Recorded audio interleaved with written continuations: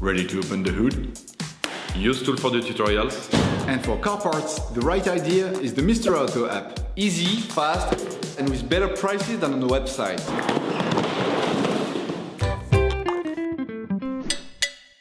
In order to achieve the different levels of your vehicle, you will have to get a can of cooling liquid, washer pump liquid, engine oil, and brake fluid. You might like to choose smaller size containers that you can easily store in the trunk of your car. You will find all the products you will need for the operation in the video description.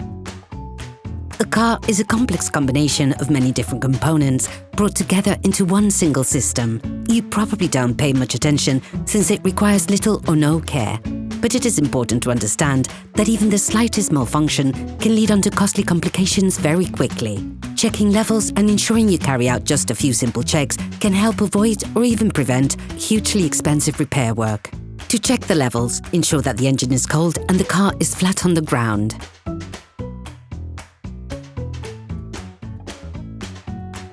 Take the oil gauge out of its sheath.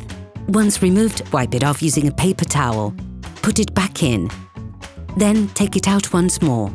The end of the gauge is stripped. Look at the edge of the gauge.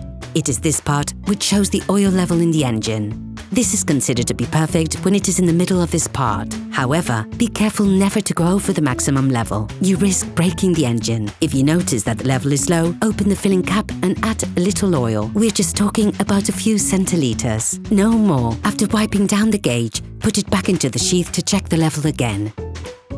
Repeat the filling process until you reach the perfect level. It is very important to check this level frequently. Coolant is just as important as oil in terms of engine function. It is vital. Open the expansion tank cap and fill it to the maximum level. Be careful never to go over the maximum level indicated. And never carry out this process when the engine is hot. The brake fluid tank also contains level indicators. When the level goes down, this leads to wear and tear on the brake rivets. Wear is compensated for by the pistons, which move further out and thus increasing the brake circuit. This allows it to include more fluid, and as a result, there's a reduction in the brake fluid level. If the level is below the maximum, correct it by adding liquid. Make the most of this opportunity to add washer pump fluid to the reservoir, which helps keep the windscreen and rear window clean. It is an important element of safety to ensure a clean and unobstructed field of vision. This operation must be done regularly in order to keep your car in good working order. Operation completed.